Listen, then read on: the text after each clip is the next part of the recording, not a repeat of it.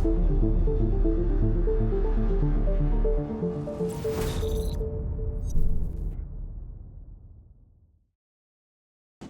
ladies and gentlemen, dear friends, welcome to HRNK and welcome to the DACOR Bacon House.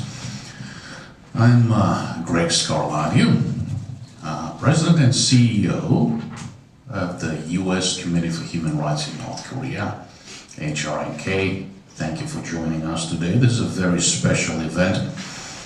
We are launching a book by Dr. Bruce E. Bechtol Jr.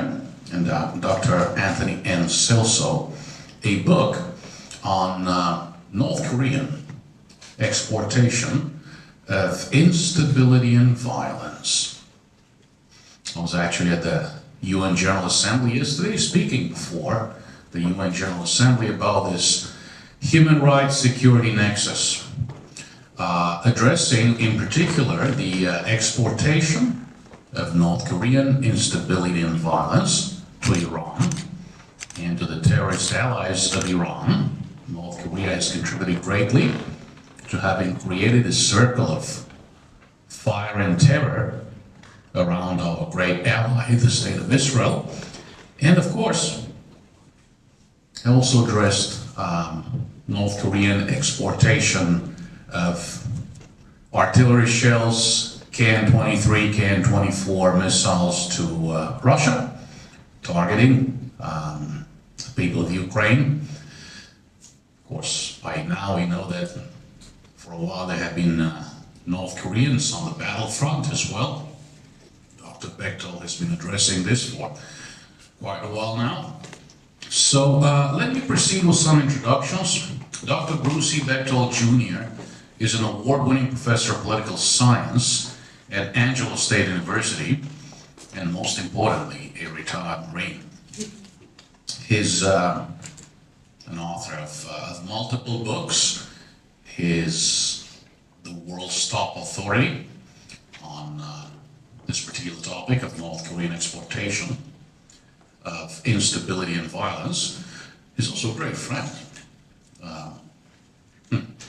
We've spoken together in San Angelo, in Jerusalem, and lots of other wonderful places. So it's in Korea, of course. It's so great to have him here. Dr. Anthony Celso earned his PhD from Ohio State University, and he has also been a professor of political science at multiple academic institutions, including Mount Union College, University of Central Florida, Albright College, and Valley Forge Military College. We also have a wonderful discussant today, Dr. George A. Hutchinson, who is the editor of the International Journal of Korean Studies. He's also a board member of the International Council on Korean Studies, former U.S. Air Force, book author, also author of, I'll say the awesome HRNK book report, Army of the Indoctrinated, the Suryong, the Soldier, and Information in the KPA. So, it's a true pleasure to see all of you today.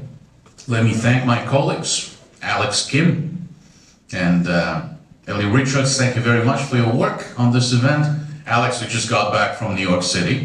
This is a tough one, but we're doing it. Thank you. And let me turn it over to Professor Bechtol. No, he's going first. He's going first. Oh, really? I'm sorry. Yes. I'm going to go on first.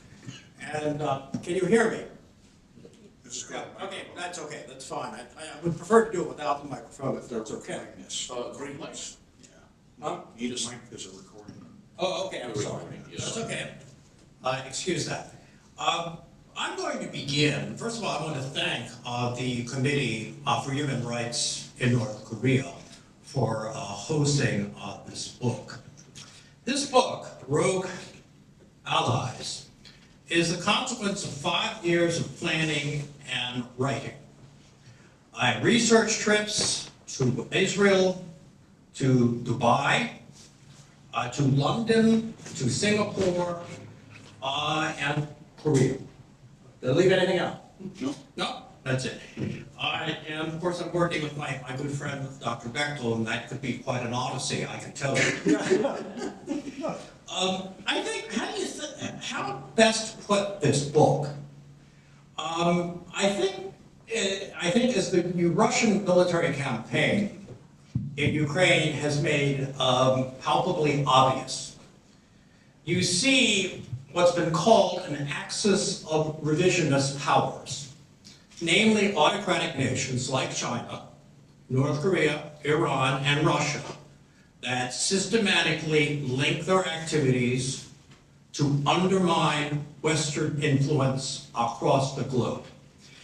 And the surprising thing, despite the fact that it's become more prominent today, is that North Korea and Iran have a strategic relationship that dates back 40 plus years.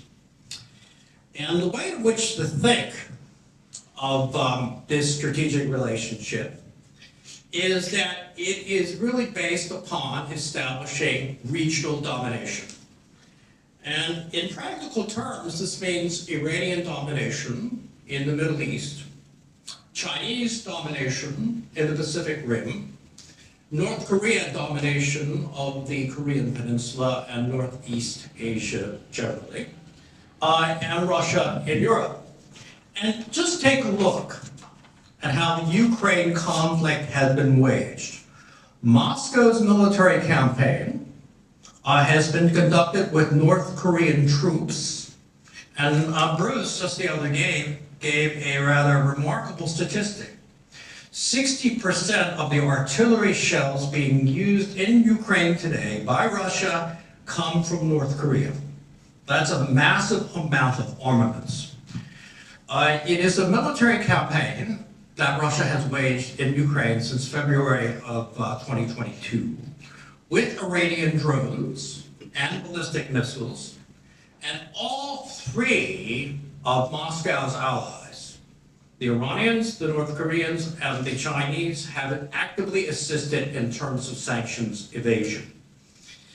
And so this, I would argue, has been going on for a very long time, but largely it is the North Korea and Iranian relationship that is the most profound, most resilient, and most powerful of this axis of revisionist camp.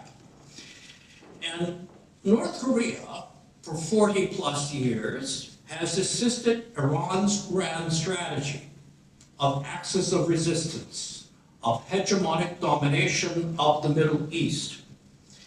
And the way to think about the partnership between North Korea and Iran is that there is a transactional component. One in which Iranian finance is used to purchase North Korean armaments. If you take a look at the Iranian missile force, that is the largest in the region. We're talking about 3,000 ballistic missiles of varying ranges. Most come, or many come, from North Korean designs and technology and materials.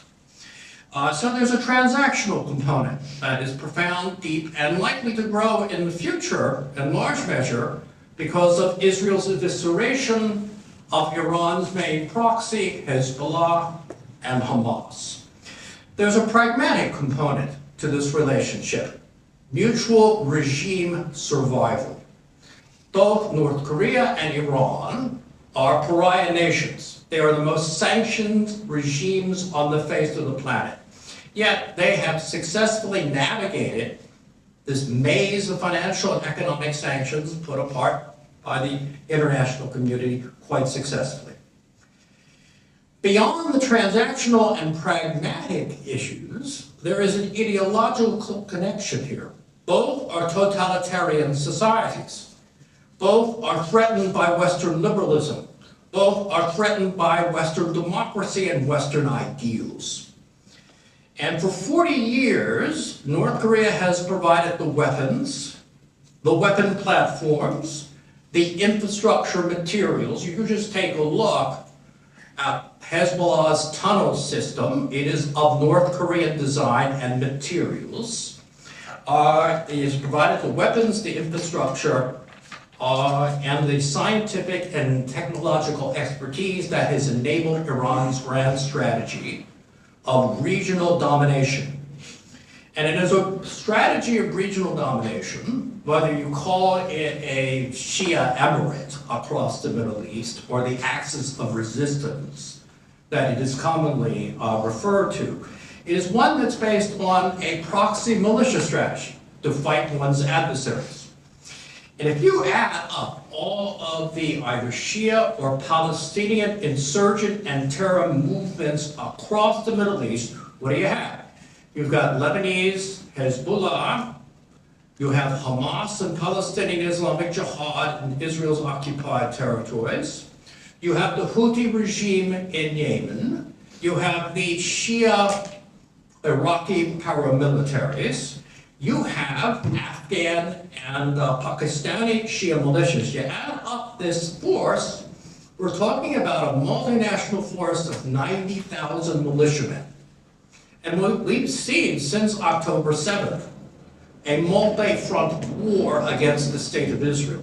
So the proxy militias and terrorist movements across the Middle East have been enabled by both Iran and North Korea. And what is Iran proliferating to its various proxy and militia forces? Well, principally North Korean arms, among other things.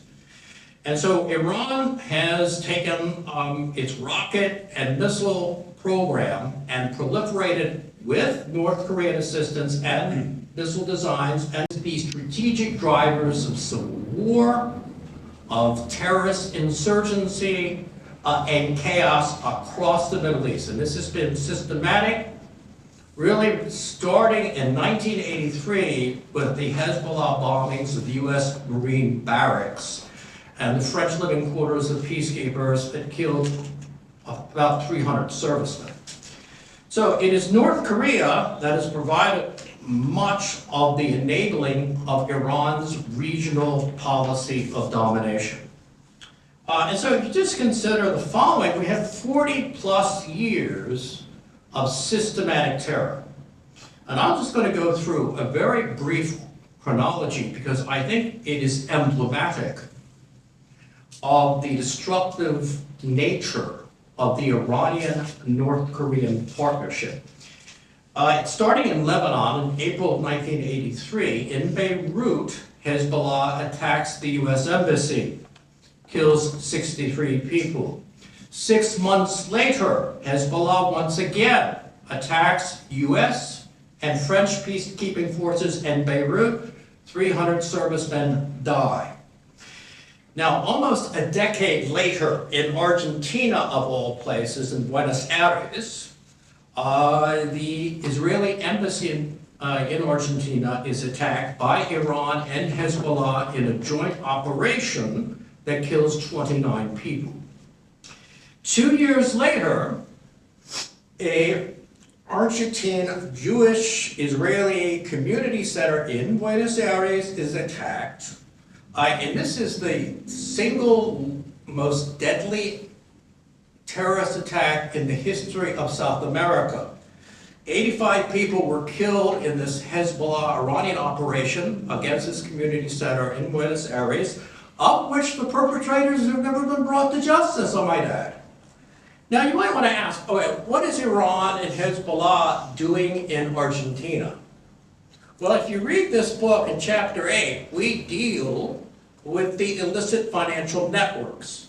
And Iran and Hezbollah have a huge illicit network in the tri-border area where Argentina, Paraguay, and Brazil meet. There, they run drugs, they engage in money laundering, and all sorts of illicit activities. It is very, very lucrative. The other issue you might want to ask is why Argentina again? Well, because it has one of the largest concentrations of Jews on the planet, beyond Israel and the United States. In 1996, a U.S. air base in Saudi Arabia, Khomar Towers, is attacked. 19 American servicemen die. Who's responsible? Well, some people think it was Al-Qaeda. It wasn't Al-Qaeda. It was Sunni Shia fundamentalists tied to Iraq. I'm trying to Iran. 19 people died, American servicemen, 500 wounded. By the time Israel had ended its occupation of South Lebanon, Hezbollah suicide bombers, improvised explosive devices, and guerrilla attacks killed some 1,000 Israeli soldiers. When Israel left Lebanon, they were under the impression that Hezbollah would leave them alone. Well, 6 years later, they were disabused of that notion when Hezbollah crossed over to the northern territory of Israel and ambushed its servicemen, killing 3 and kidnapping 2. This began the 2006 month-long war between Israel and Hezbollah. That was largely inconclusive. The Israelis learned their lesson. Next time, they would plan a better military campaign that would eviscerate Hezbollah. They did this after October 7th. If you take a look at the U.S. occupation of Iraq, everybody talks about the Al-Qaeda in Iraq insurgency. That was a Sunni fundamentalist insurgency. What is less known is the Shia paramilitary operations against U.S. servicemen in Iraq that killed over 600 U.S. servicemen. So you can see multiple theaters here, whether it's Argentina, whether it is Iraq, whether it is Lebanon, throughout the entire Middle East. You have Iranian orchestrated terrorism. Bulgaria, of all places, in July of 2012, a Hezbollah suicide bomber targets an airport bus carrying Israeli tourists. 5 dead, 42 wounded. Perhaps the worst attack involving weapons of mass destruction since Hiroshima and Nagasaki occurs in August of 2013 in Syria. The former president of Syria, Bashar al-Assad, uses 2 chemical rocket attacks against rebel formations in Damascus and kills 1,800 people. Who provided the rocket designs? North Korea. Who provided the chemicals that killed 1,800 people? North Korea. In September of 2019, Iran directly attacks Saudi Arabia. It employs drones and missiles, again of North Korean prototypes and designs, that knocks out the kingdom's oil capacity in 2019 for 1 day. In January of 2020, 12 Iranian ballistic missiles, and again based on North Korean designs, target 2 air bases, U.S. air bases in Iraq. Though no American troops died, hundreds experienced brain trauma. Now, if you take a look at this history, this 40-year plus history of aggression, of terrorism, of insurgency, it all reaches a crescendo. It culminates in the October 7th attacks in 2023. That's the worst, most catastrophic form of terrorism that we have seen on a single day since 9/11. 1,200 Israelis die and 3,400 are wounded. Again, Hamas and Palestinian Islamic Jihad that attacked Israeli border communities adjacent to the Gaza Strip, they were using North Korean arms. So anyone who can deny this strategic partnership needs to understand this history. We now know that the architect of October 7th, Yahya Sinwar, the late Yahya Sinwar, had briefed Iran and Hezbollah of their designs to attack Israel in a catastrophic way 1 year before October 7th was executed. Iran and Hezbollah said, we admire the ambition that you have, we join you, but we're not convinced of the timing. Since then, Hezbollah and Iran have been dragged kicking and screaming into this conflict because Israel has retaliated in a very ferocious way. So if you take a look at the post-October 7th wars, I'm going to take it off now to Bruce, who is going to deal with patterns of violence post-October 7th. Thank you. Thanks, Tony. Can everybody hear me? If you can't hear me, raise your hand. How many of you here in this room knew before you walked in here today the extent to which North Korea was knee-deep in weapons proliferation in the Middle East? I see you raising your hands. How many of you didn't know? How many of you have seen Three Faces of Eve, Joanne Woodward Academy Award-winning performance, 1958? But I digress. Anyway, so let's talk about the entities that North Korea has proliferated to. How, why, how much they made off it, and how a lot of the violence we saw in October 7th of 2023 kicked off and then continued until roughly the end of last fall. So I'll ask a question again. How many people here read my last book? One.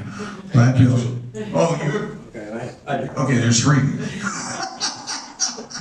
In my last book, which was called North Korean Military Proliferation in the Middle East and Africa, available on Amazon.com, Amazon.com.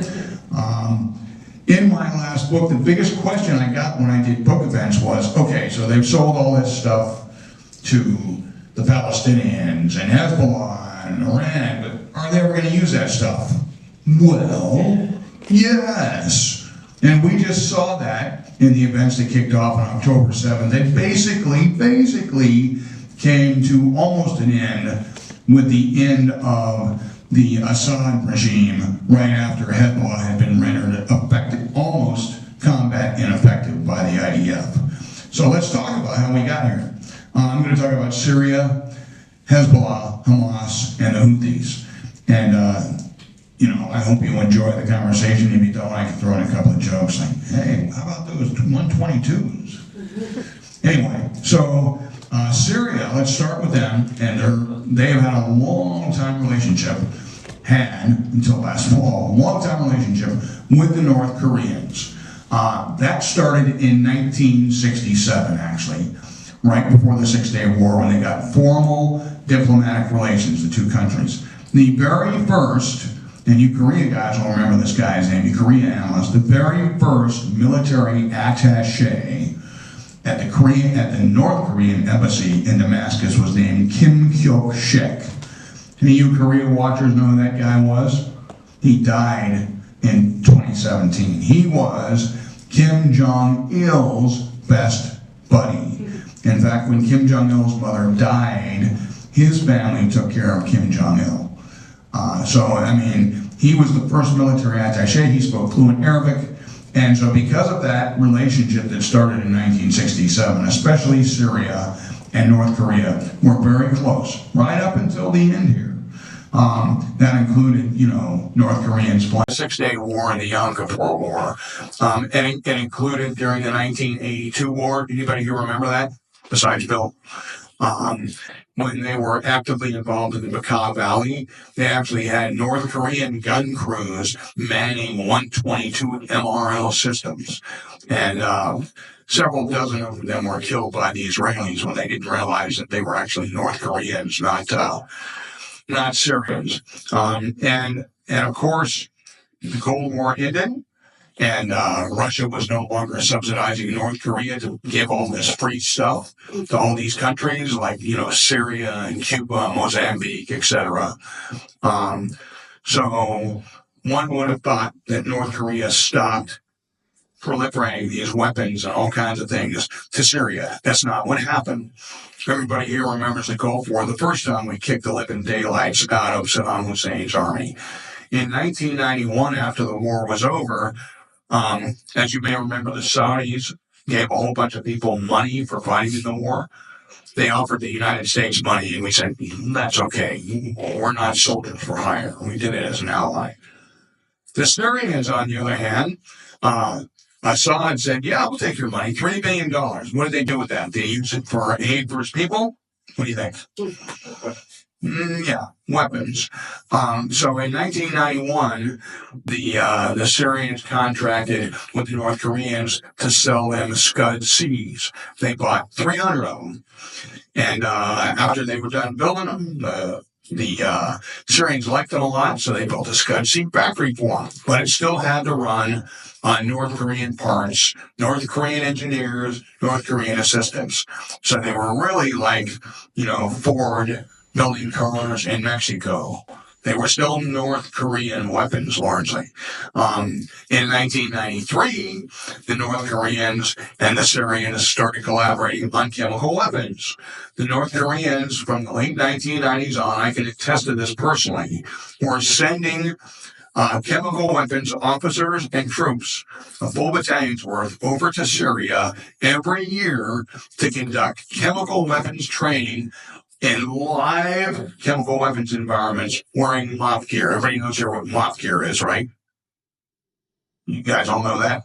MOP gear is the gear you put on so that you don't die when the chemical weapons go off. And the North Korean style MOP gear / Syrian / a lot of other people, it has a nose thing coming out. You guys have probably seen that in pictures. They did that every year from the late 1990s right up until 2011. So in 2011, when the war broke out in Syria and they started using chemical weapons, all they were doing was employing the strategy and tactics that they had already learned and practiced every year with the North Koreans. So I bet most of you didn't know that, did you? Well, during the Syrian civil war, the North Koreans also supplied lots and lots of stuff to the Syrian army. They supplied several different types of artillery, 122, 152. They refurbished the T-54, 55 tanks. They provided lots and lots of 122 millimeter rockets, and they provided Scud D missiles, which, by the way, they built a factory for the Syrians. And the Iranians use some of those Scud D missiles. So there's no Scud D factory in Iran, which is another story I'll get to later. So that's what went on as the war kicked off. As we all know, the Syrian army did not perform well after the first few months of the war. So they started needing a lot of weapons. When your weapons get destroyed by rebel forces, you got to get new weapons, and that's exactly what happened. But now the weapons were not just going to Syria; they were going to Hezbollah and going to Iran, because they were both fighting in that war too. There was Iranian fighters, a lot of them, and a lot of Hezbollah fighters in the war, to the point that a friend of mine in Israel, who was an armor officer, told me when I interviewed him in 2016, this is 2016, that there was really not an effective Syrian army, that the guys doing all the heavy lifting in the Syrian civil war was Hezbollah. So that's interesting, don't you think? I thought it was interesting, but I find, I watch C-SPAN a lot. So that's what was going on with Syria. Syria, and I'm going to talk about Hamas. Syria was also the conduit for all the weapons going into Hezbollah. All the weapons were going from Iran into Syria down to Hezbollah. Always the way it works. Well, most of the time the way it works. As Tony alluded to earlier, Hezbollah has a very large illicit network. How many people here know about Office 39 in North Korea? Bill apparently forgot everything you knew about it, but Office 39, they have an equivalent to that. Hezbollah does. And so a lot of that, they were able to get their arms through money they raised from that. And finally, during the Syrian civil war, the North Koreans had 2 battalions of special forces fighting, Chalma 1 and Chalma 7, near Aleppo, which is one of the better known vacation spots in Syria. Okay, so let's talk about Hezbollah. Hezbollah, we know one thing they're not going to be doing a lot in the near future, and that's using pagers. So, walkie-talkies. well, walkie-talkies, yeah. And what's so interesting about that is the whole reason that Hezbollah did that was because the Israeli signals intelligence was so good.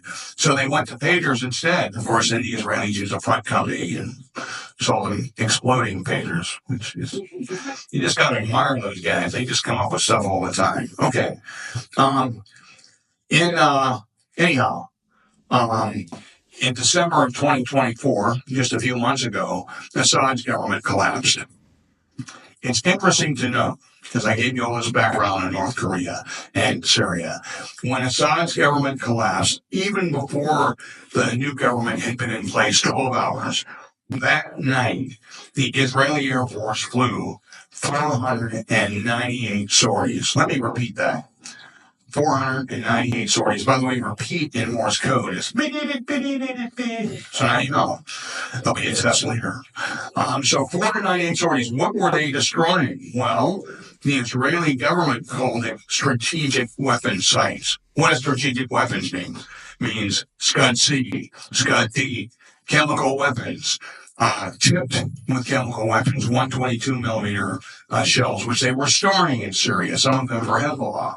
So that's all destroyed now, which is probably a good thing because I don't know, maybe somebody in this audience knows how the new government in Syria will behave. I have no clue. All I know is we're talking about taking them off the terrorist list. And I always thought that to take somebody off the terrorist list, they had to stop being a terrorist. What the hell do I know? But anyway, so it's going to be interesting to see what happens. Syria has changed, or as we political scientists say, paradigm shift, which really means change. So let's talk about Hezbollah. So the world watched in some, especially on the campuses of places like Columbia and Michigan, watched it aghast as the Israelis crossed into Lebanon and with their ground forces. How could those evil Israelis do that? Well, I'll tell you why, and I'll tell you how. In 2006, it starts in 2006. In 2006, the Israelis went to war with Hezbollah. And that war started largely the way this one did, although there was no October 7th. It started off with a war between Hamas and Israel, and then Hezbollah joined in. And then that became the real war.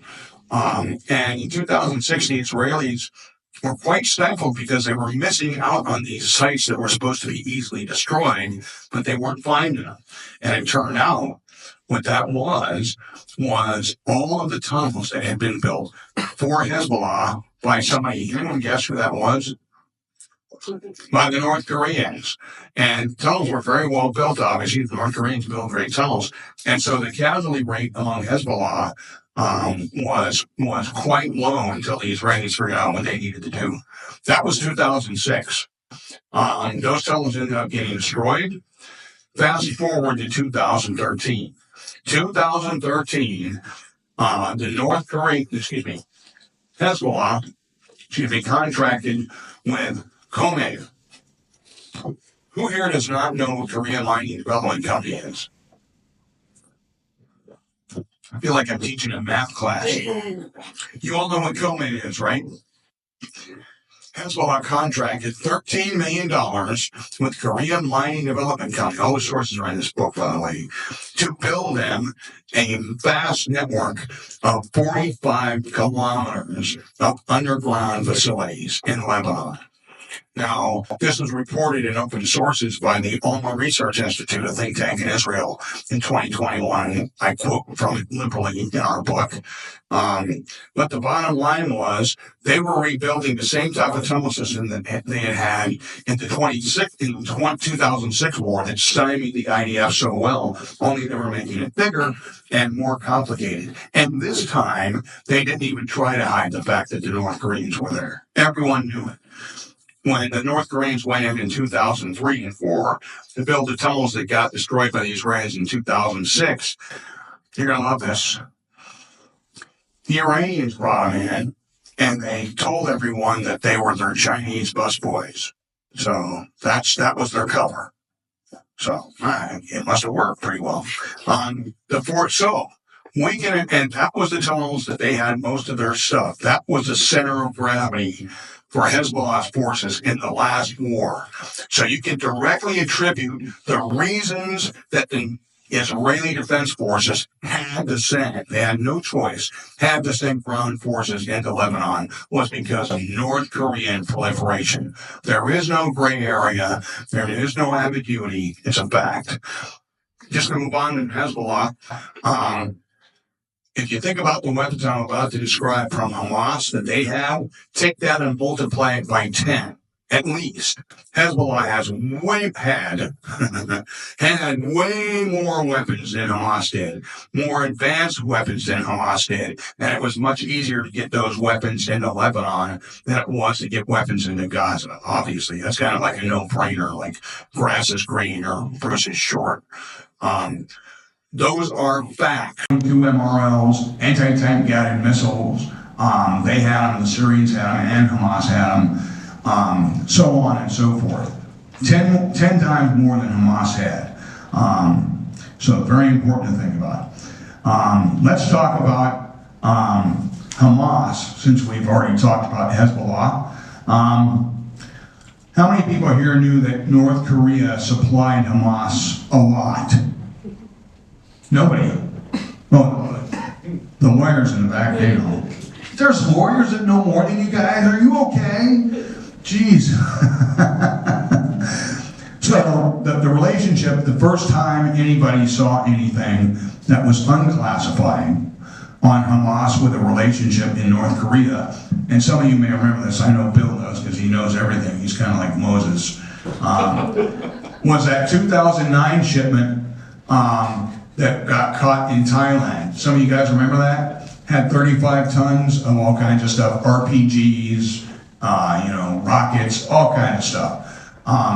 That got caught in Thailand, and working with the Israelis, the Israeli government said that those weapons were bound for Hezbollah and Hamas. At which time a lot of guys like me were like, what, Hamas? They're arming Hamas now? And sure enough, they were. Now fast forward a little bit, everybody knows that Hamas is supported by Iran, right? They were getting, what, 150 million a year, Tony? Yeah. Tony knows much more about the Arab and the Shiite Sunni side of that, and the reason he does is because, as you can see, Tony has a goatee. So, anyhow, 2012, Hamas and Iran basically broke up. Their love affair broke up. And the reason was because in the Syrian civil war, Hamas was giving support, publicity, not arms or weapons or anything, to the Sunni guys who were being backed, who were against the government that Iran was supporting, Assad's government, the Alawites. Roughly, I hope I'm not insulting anybody, Alawites, roughly Shia-like. So there we go. Between 2012 and 2017, there was no money coming in from Iran, and they weren't sending them any weapons. So what did Hamas do? They went to their good buddies, Hezbollah, who set them up with an arms broker in Beirut, and in 2014, it was reported in the Telegraph, and been confirmed by several sources now, that they made a very large purchase of multiple rocket launchers and rockets. The multiple rocket launchers thing is a big deal. Now I'll tell you why. Because who here has watched film of Israel being attacked by rockets by Hamas? I know you have, certainly. And what we were seeing in the early 2000s was we would see one rocket flying in, right? Then you'd see Iron Dome twisting up in the sky, and it would shoot it down. Not what we've seen since about 2021. What have we seen since 2021? It looks like a big flock of birds coming in. And where do you get that? That comes from multiple rocket launchers, and they bought those from the North Koreans. The deal went down in 2014. In 2018, as they were still dealing with North Korea, it came to light that they were looking for guidance systems for those 122 millimeter multiple rocket launchers, which for Israelis that means more dead. That means more casualties. So what happened? Does anybody here not know that that North Korea conducts a lot of its clandestine business activities through front companies that exist where? Bill? Malaysia. So those of you who didn't know that already are going, what? Malaysia? What? In Malaysia? Yes, Malaysia. About 400 front companies was the last I heard. That's a lot. So this Palestinian guy, his name was something Al-Bash. I would love to pronounce an Arab name for you. I can't. I'm a Korean expert. Kim, Pak, Che, E, Kam. Come on, give me those one-syllable names, man. They assassinated him in Malaysia in 2018. And when that happened, it got out that the reason he was assassinated was because he was developing guidance systems for 122 MRLs for Hamas. So you got that. If we're going to talk about what the North Koreans, we can prove North Korean weapons were actually being used by Hamas on October 7th and on other days, of course, many days after that. They found multiple rocket launchers with the words in Hangul. Hangul, this is a Korean written language. So if you were to look at what that was in Hangul, it was Bang, B-A-N-G, in English, 122, which means what, Mr. Ha? 122. It's exactly what it means, yeah. Say it loudly so everybody can hear. What was it, like Bang 122? Bang 122. 122? Yeah. Okay. So these were North Korean rockets that they were firing on October 7th that were found. No, I mean, that's pretty unambiguous. I'm pretty sure that the Iranians don't put Hangul on their missiles. I'm going to go out on a limb and, go ahead and state that as my assessment. They also found F-7 North Korean-made rockets. The F-7 is an RPG. It's distinctive because it has a red circle. I'm colorblind, brown and red, and colorblind. I would never be an electronic technician. So they found actual pictures of that. And there was also other weapons that they discovered that day. The Bulse system. Who here knows that besides Mr. Ha? Bulse. Bulse. Phoenix. Is he right? You know what that means? He just said it. The Phoenix. Phoenix. Well, they call it Phoenix. I think bull is is bird. So it's firebird. Yeah. Yeah. So interesting stuff. That is a system that the Russians are now using, a mechanized version of that was sold to them by who? The North Koreans are using it against Ukraine right now. The Bulse system is a great system, and it's optical guided, not wire guided, as many other ATGMs are. They were also using the Type 58 rifle. Does everybody know what that is? That is a North Korean version of an AK-47. Which, as Gunny Highway said in Heartbreak Ridge, which is a preferred weapon of my enemy. And the Type 73 machine gun. So I'm going to tell the story about the Type 73 machine gun because everybody loves this story, okay? The Type 73 machine gun that North Korea proliferated to Syria, Hamas, Hezbollah, Iran, and the Houthis, and in Africa to Al-Shabaab, is the North Korean version of an SKS. Does everybody know what an SKS is? Soviet-made machine gun. And the North Koreans built it, have a license actually from the Soviets to build it in North Korea. Only they decided it would be great if you could put it on the ground in a tripod, which you could not do because the magazine loaded under the rifle. Right with me? So what they did was they said, we'll go ahead and build this with the magazine on top of the rifle. So literally, here's a rifle, here's a magazine. So how are you going to sight in on something? So the way you can tell it's a North Korean gun is because the Type 73 has the sight off to the side. So when you're shooting a Type 73 machine gun, you're doing it like this. And I'm not kidding. And there's pictures of that in the hands of Hezbollah guys, the hands of the Houthis, and Hamas. It's everywhere, Syrian troops. So they had a lot of those. And of course, there has been a lot of talk about other weapons they had, but that was the big mainstay, was those 122 millimeter rockets, the ATGM, which was very threatening to Israeli tanks, and of course the F-7 RPGs, which they used a lot, including on October 7th. So that's Hamas. There is a lot of evidence but no smoking gun, that gigantic tunnel system they have, which the Israelis call the Metro. Anybody here see the Crying Game? Yeah. Remember, he was, go see Lou at the Metro. Yeah, well, that's what the Israelis called that underground tunnel system that that Hamas had in Lebanon, in Gaza.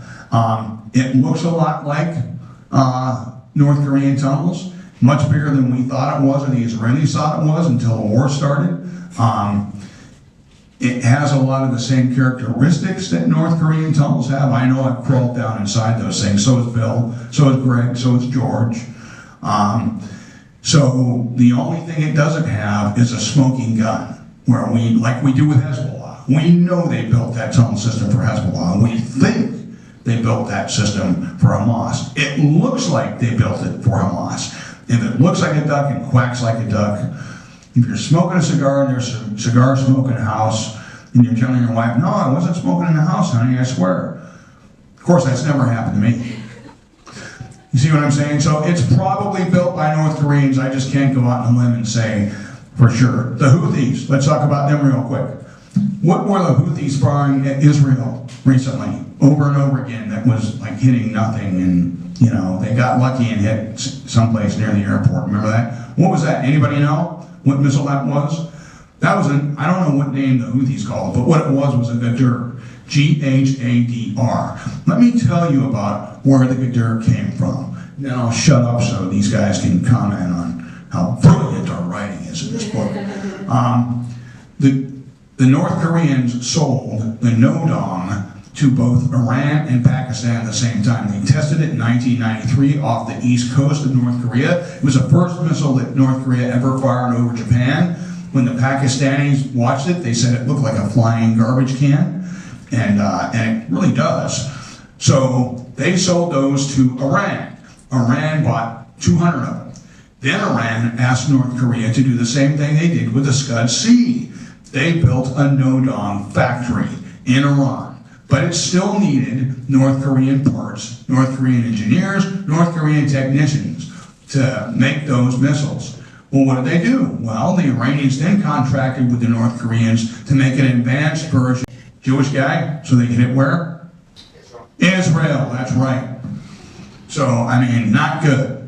The first missile that they built was first tested in 2015. In fact, I watched film of it from my lovely scenic home in the garden spot of San Angelo, Texas. And that was the EMAD, E-M-A-D. Again, built in a North Korean built factory, built with North Korean assistance. It was basically just a souped up Nodong. Then it built another version of that called the Ghadr, G-H-A-D-R.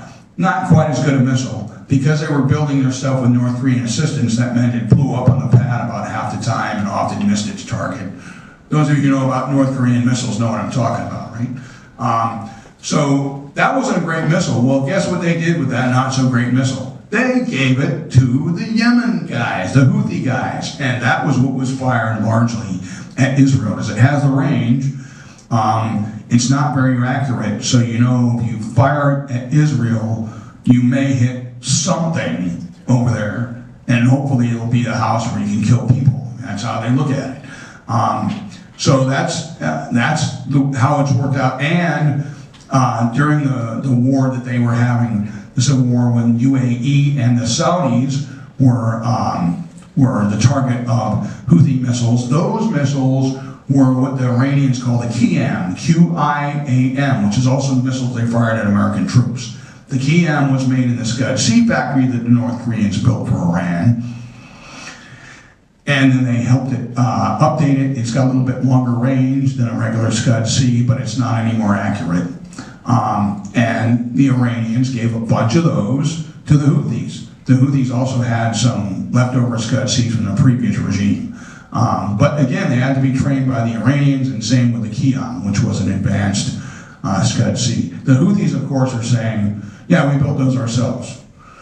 Yeah, I'll bet you did. You just go out to the Qiyam tent and, build the yeah, sure. So that's the Houthis. So, how much time I got? 0? Okay. Last thing. Let's talk about Iran's involvement. And there's lots and lots of involvement in Iran. And if you want to ask me about Iran's ballistic ICBM, ask me. I'd love to answer. So, everybody knows that Israel was attacked twice, 2 major attacks by Iran last year, right? The second attack was literally, which by the way is literally the most overused term in the English language. They were attacked twice. The second attack was the largest ballistic missile attack by any country against another country in history. But not very effective. Why? Because the Israelis have the best BMD in the world, better than ours. Of course, they only have to protect 10 million people. I think we have more people in that in Houston, by the way, and she knows that. So, how did they get that missile, those missiles that were able to attack Israel, the range to attack Israel? Of course, they got there and then they were shot down or they blew up in the air. I mean, they were about 50% effective. That came from the no-dom. Again, getting back to the EMOD, that whole thing came from the no-dom that was souped up, basically, for lack of a better technical term, and then used by the Iranians, about 300 of them against Israel. And it really does look like a flying garbage can, by the way. A good friend of mine, Tal Inbar, who I would love to introduce anybody to who's going to Israel, he's probably the best missile expert in Korea. And by the way, he has the best man cave in the world. His man cave down, they live in a town outside of Tel Aviv. His man cave has all kinds of models of rockets and planes and stuff. My wife would never let me keep that stuff. But anyway, he told me that exactly what happened and sent me pictures of one of the downed EMOD missiles. Because one of their missiles crashed in the Dead Sea. And the IDF called Tal up and said, would you come over here and identify this missile and do some analysis on it for us? And he sent me all kinds of pictures in my email of him posing before this burnt out, glorified no-dom. So it was really cool. Anyway, that's where Iran is with that. If you want to know more about the kinds of weapons that Iran has gotten from North Korea, which by the way is everything North Korea makes, just ask me those questions. And I would like to end with a couple of things real quick, because I know I have -4 time. But my good friend Tal Inbar always says, if you see it in North Korea today, you'll see it in Iran tomorrow. So please keep that in mind. The other thing I would like to talk about is we have seen stuff in the news on North Korea's mass proliferation to Russia, right? Russia. That EO imagery released by the White House and tens of thousands of, yes, they've made a lot. The latest Korean Institute of Defense Analysis report assesses that North Korea has made at least $20 billion in sales to the Russians, which is a lot. But they're sending the Russians a lot of stuff. Why is there no talk of what's going on in the Middle East? Why? I don't know. But I mean, this has been going on with Iran since 1983. That's when North Korea sold their first Scud Bs to Iran. It hasn't stopped, not once. It hasn't ebbed. It's continued going on since 1983. We're not hearing about it a lot. To the point that a friend of mine who's a reporter brought up what he saw, brought up to Secretary of State Blinken, asked about, well, what can you tell us about, North Korean proliferation to Hamas? Blinken says, I know nothing about North Korean proliferation to Hamas, which means apparently he's blind. So, I mean, my concern is that the United States either is under prioritizing this, thinks it's not really a threat. That train's gonna left the station. They should know better by now. So, my hope is that folks like yourself, folks who work in government, folks who work at think tanks, folks who are academics, they will join our crowd and start writing about North Korean proliferation, because it is a dangerous threat to our national security. And I will stop there. Dr. Bechtol, Dr. Celso, Bruce, Tony, thank you very much. Spectacular presentation. Before I turn it over to Dr. Hutchinson, I'll discuss him today. Let me remind you that we have copies of the book available in the back, and the two authors will be available for book signing. The hardcover will go out first. We also have soft cover. $20 cash or checks made payable to Dr. Bruce E. Bechtol Jr.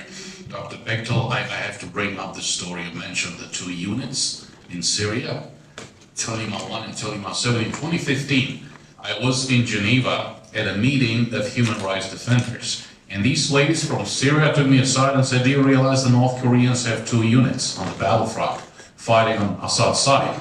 I say, what units? They say Tolima 1 and Tolima 7. Of course, we all know what Tolima is, right? The Korean Pegasus, the winged horse that flies 1,000 leagues. So I said, my goodness, yeah, this must be true. Dr. Bechtol, I will disagree with you on only one topic, and it's strange coming from the human rights guy in the room. The AK-47 is not the weapon of the enemy only. Remember the Romanians, the Bulgarians, the Czechs, the Slovaks, the Galil in Israel. So, yep. That was an hubris. Yeah. I'm dead. Okay. George, please go. About 9 minutes. Well, thank you, Greg.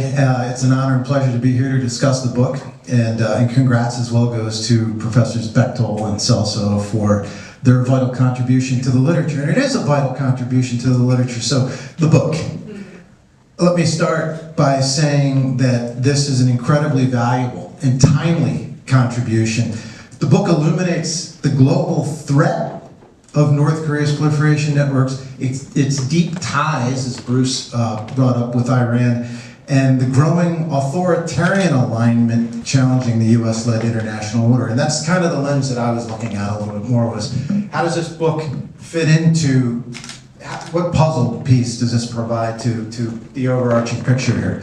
And so the core insight that I walked away with after reading the book is this.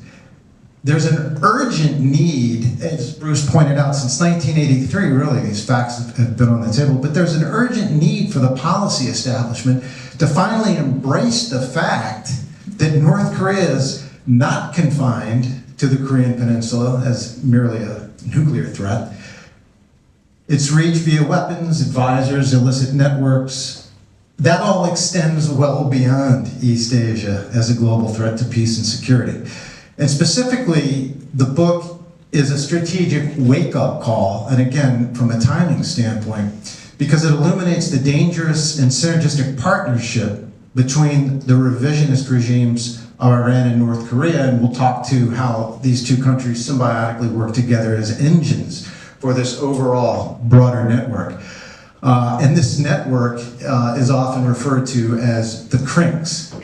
China, Russia, Iran, North Korea.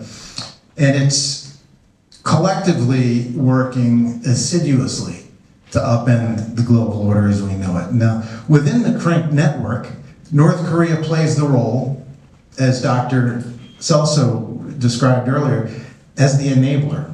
The arms dealer, the technical weapons and tunneling advisor, the rogue supplier. Its motivations may be transactional, but its effects are strategic. And so to conceptualize this, as I plowed through this book and dog-eared it with notes, I kept returning to the same image, and this was of a triangle, where each corner represents a geopolitical sphere under threat by revanchists and revisionists. China in the Indo-Pacific, Russia and Europe and Eurasia, and of course, Iran in the Middle East. And at each corner of the triangle, nestled like a moray eel, shadow actor, is North Korea, hustling to contribute destabilizing force multipliers in each domain, weapons and technology to Iran and its proxies, arms and troops to Russia, and then acting as China's buffer for economic and diplomatic cover. So while China and Russia dominate, Iran goes after regional hegemony through proxy militias and destabilization, North Korea and Iran together serve as this crank network's asymmetric engines. They're states that they don't just defy norms, they operate entirely outside of them in murky, deniable spaces comprised of arms trafficking, proxy warfare, proliferation, and sanctions evasion. Both Iran and North Korea are hyper-revisionist states, driven by a shared anti-US ideology, paranoid worldview, and grievance narratives fueled by their hatred of the US-led order. And so, importantly, as I read the book, the mechanics that are laid out, and this is something, if you read the book, you'll see that these mechanics are laid out that describe the Iran-North Korean relationship over the decades and across multiple domains. From North Korea's missile and munitions transfers to Iran and its proxies, to the shared methods both states use for illicit finance and sanctions evasion. Bruce mentioned that the Iranians have a Unit 180 and the North Koreans have Office 39, and they both act in parallel ways. And so this goes also to the respective theological and ideological constructs used by Iran's IRGC Quds Force in support of Iran's proxy strategy across the Middle East that mirrors North Korea's irregular military doctrine. So there's quite a bit happening not only in tandem but in parallel. And so by detailing the mechanics in the book addresses a critical gap. North Korea and Iran are too siloed. They're often treated in too siloed a way. The book argues persuasively that their partnership is a strategic transactional alignment that supports regional destabilization in the Middle East, and more broadly, the erosion of the US-led order. Essentially, a systemic threat requiring a multi-domain response: economic, military, diplomatic, and informational. And so the book has a few deep implications for foreign and defense policy. First, we simply can't afford to silo North Korea as only a Northeast Asian nuclear problem, as grave a problem as that is.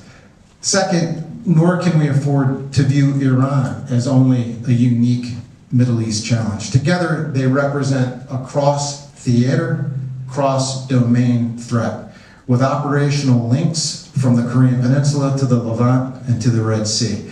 Pyongyang, meanwhile, remains a wholesale distributor of global instability, and in the Middle East, sells its tools of war to Iran and to its proxies in exchange for the oil and cash it needs to keep the regime afloat.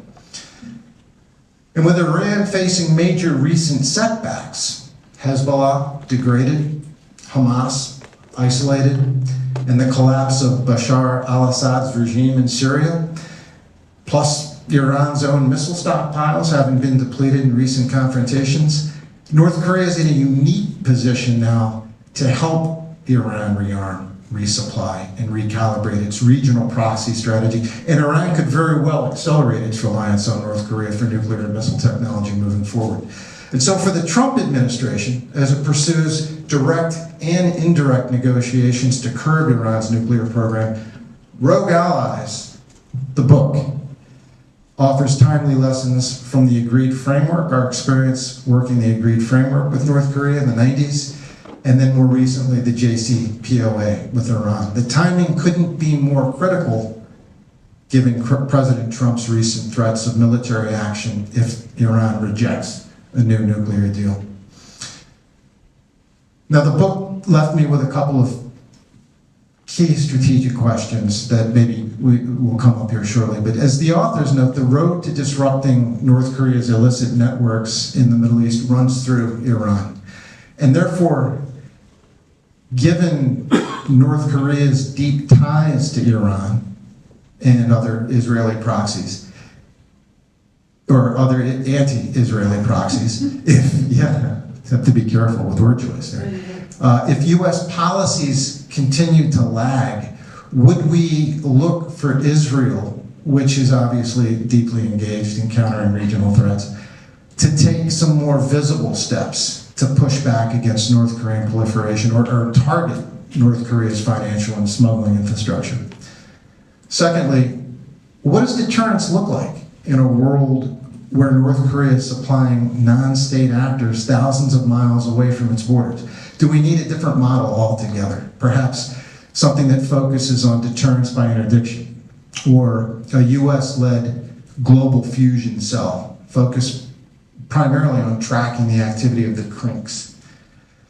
And while I agree with the author's policy proposal, essentially forming a US task force combining Treasury intelligence and diplomatic assets to disrupt proliferation pipelines, especially through greater use of secondary sanctions on Chinese and Russian enablers, I'm always concerned that sanctions evasion techniques seem to stay a step ahead of Western sanctions implementation and enforcement. And this reinforces the idea of global fusion cells focused entirely on tracking the CRNKs. And so some final thoughts. Ultimately, what the book underscores, please read it. North Korea's threat is global in scope, networked in structure, and revisionist in intent. It's not just a nuclear threat to South Korea, the region, or the United States. It's a strategic enabler of Iran's hegemonic ambitions in the Middle East. And this presents the most present danger to the norms, institutions, and alliances that have defined the post-World War II international order. And the book invites the reader to challenge compartmentalized thinking. So I urge policymakers, I urge you, to heed the book's insights and rethink how we should analyze state cooperation among the authoritarian regimes that make up the threat triangle of the CRNK network. By disrupting North Korea's proliferation networks, strengthening alliances, and rethinking deterrence from a multipolar world, the US and its partners can blunt the CRNK's revisionist ambitions and safeguard the international order. We have to think across theaters, across domains, and across alliances, because our adversaries are doing that. So thanks once again to Dr. Bechtol, Dr. Celso, for the work on a timely and deeply researched book that adds a critical dimension to much broader, more dangerous geopolitical puzzle. Dr. Hutchinson, George, thank you very much. And if I may add something to your absolutely terrific discussion and remarks, this is the U.S. Committee for Human Rights in North Korea, HRNK. This is a point we made at the UN General Assembly yesterday. There is a deep connection. There is a human rights security nexus. In order to procure the hard currency it needs to keep its elites happy in violation of sanctions, in order to produce those ballistic missiles, nuclear weapons, other tools of death, that it proliferates to enemies of Israel, enemies of Europe, enemies of the USA, North Korea relies on human rights violations. The DPRK regime, the Kim family regime, exploits its people at home and abroad. They rely on this unprecedented level of coercion, control, surveillance, punishment, and oppression. Wonderful panelists, thank you so much. Let's open it up to questions, please. We'll go to Bill Newcomb first. Do I need a mic? Yes. I just want to thank you. This was terrific. I had the pleasure of hosting them yesterday to present the book to a small group, but I didn't have nearly the luxury of time that you had today. So this was really, really great. And I want to commend also Dr. Hutchinson, because Tony and Bruce gave chapter and verse, but George knitted it all together in the overview perspective that highlighted the importance of what this book is dealing with. And in terms of this, I want to take a couple of minutes if that's all right, Greg. Please. Okay. In terms of this being global, I mean, we can expand on that. If you go historically, North Korea was involved with terrorism in Brazil. In Mexico, when it hosted the Olympics, it provided arms to the Marxist faction that we attacked in Grenada, because we were finding the arms there. It dealt with the rebels, if you want to call the FARC that, in Colombia. It dealt with the narco terrorists like Sendero and others in Peru in a nefarist exchange of arms and drugs. You had a North Korean ambassador caught carrying cocaine through Moscow back when Moscow was actually enforcing certain restrictions on things. So North Korea has been involved with arms, with narcotics, with counterfeiting, money laundering, globally. They were dealing arms with Cuba, if you recall. We actually inspected a ship. They were selling arms to Islamic terrorists in the Philippines. They were selling arms to Sri Lanka. They were trying to deal drugs in Australia, right? They sell counterfeit cigarettes in Indonesia and here, right? So it is global. It has been global forever, but it's not recognized the fact that they don't care about nations per se. I mean, North Korea has been after essentially one thing forever. And that's the money to sustain the regime and obtain the things it needs to retain the loyalty and so forth. After my little rant here, Bruce talked about the shipment that was detained, examined, and seized in Bangkok. All right, he said RPGs. Not exactly RPGs. They were thermobaric warheads. What are thermobaric warheads used for? Urban warfare. So they were going after opposing strategic forces. These are designed for annihilating everyone block by block by block, right? I mean, that's what thermobaric does. It's terribly destructive. And there were other things on that aircraft. At 14, I interviewed the pilots of the aircraft. They were hired by a fellow who was actually based, the aircraft was Russian, but transport based in the Middle East. And I was trying to get a lot more information out of them, but the fellow and his wife owned the aircraft, but the fellow himself, he was once investigated by the French for murder, but never convicted.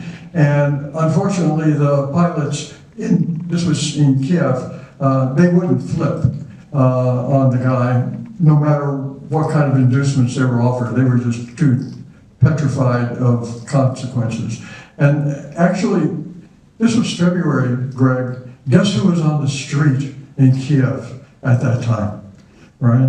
I was able to witness the beginning of this change in the Ukraine, and it was just marvelous. Now let me end now with sort of something I'd like to have Bruce and Tony discuss. You talked about what they're receiving in the Middle East from North Korea. Maybe you could discuss just a little bit the nexus of how they're being paid via UAE and others. I think you've got a little bit of that in the book. Maybe you can explore that. I mean, with Iran, they use ledger accounting, among other things, but they have these front companies. Green Pine is on the ground in Iran. Tanshan Bank, which operates for Comed, the representatives are on the ground there, right? But it doesn't do North Korea any good to earn money in Iran if you can't spend it in France for cognac and other places, right? So I'll end right there, but what a terrific book, what a terrific presentation. Thank you, guys. Okay, so we have a whole chapter that talks about that, Bill. You gotta read our book, man. And Bill's got a very important point. And I learned this from Bill. Bill's my mentor, one of my many mentors, something he probably really regrets these days. But if you're gonna really understand how the proliferation is occurring, who it's going to, when it's getting there, how it gets there, you gotta follow the money. You gotta follow how they're laundering the money in the case of both Iran and North Korea, because they're so heavily sanctioned. And in the case of North Korea, this has become radically more difficult for the United States, the European Union, and others, Japan, Korea, etc. And the reason for that is, for example, Bill was you were working in the Treasury Department at the time, right? When they went after Banco Delta Asia in Macau. And basically what they did back in 2005 is they were able to largely shut down North Korea's illicit financial networks by hitting one bank, and then all the other banks, essentially, for lack of a better term, got scared and started telling North Koreans they couldn't put their money in their banks. It got to the point where the North Korean diplomats were taking suitcases filled with cash to Ulaanbaatar, Mongolia. By the way, is where the Mongols are from. We can't do that now. Because what the North Koreans did after that was, as I think George was saying it, the North Koreans always change their modus operandi every 3 years. They did it then. They changed to much different types of networks and more expanded networks, and began working even more with criminal networks, like the triads from China. That has now changed. We have now experienced. Who here has a PhD in political science? That has now, what do you call change in political science jargon? The paradigm shift. The paradigm shift. You mean change? Yes, we saw a change. And the change really started occurring during COVID. And what really pushed that on the North Koreans was they were having a hard time getting their stuff out because the world was basically locked up at that time. The North Koreans then started running, instead of having these sophisticated multi-layer networks, which they still have, but that's not the main focus anymore. The main focus now is on nobody? Cyber. Okay, they're running stuff through Bitcoin, they're running stuff through cyber. I want you guys to think about this. Our own government cannot control the Bitcoin networks in this country. How in the world are we going to control North Korea in an international system, a system that likes having people hide their identities? Okay, that's what's happening right now. We sit down, and he is in our notes in this book, and I can give you a direct quote. I sat down with a former, what we used to call KCIA, now called NIS, a former NIS agent who was doing that work, and shared with me for about 3 hours. I hate to admit it, but we were drinking beer, And he was telling me all about how that network worked back in 2022, and by the way, it's evolved since then. Initially, the North Koreans were literally starting the laundering chain. You'll never guess it, South Korea. The dirty money would go into South Korea, it would be laundered. It would go to places like Iran, UAE, which aren't they our allies? Iran, UAE, and Lebanon, which are all notorious for loosely enforced regulations. It would get laundered again. Then it would go back to China or Russia, but China more than Russia, where it would get laundered again, and through a third-party intermediary would go to the North Koreans. How do we stop that? It's really difficult. And our Treasury Department guys, they better be damn good, because they need to be. And I will tell you, Bill, you got a mic? What is it that the North Korean told you after 2005? You finally hit us. Know how to hurt us. You finally figured out how to hurt us with money. That's how we're going to get to the North Koreans. We're not going to go in and bomb Pyongyang. Are you kidding me? We're the United States of America. We don't do that stuff. So, well, sometimes. I don't think we're going to do it.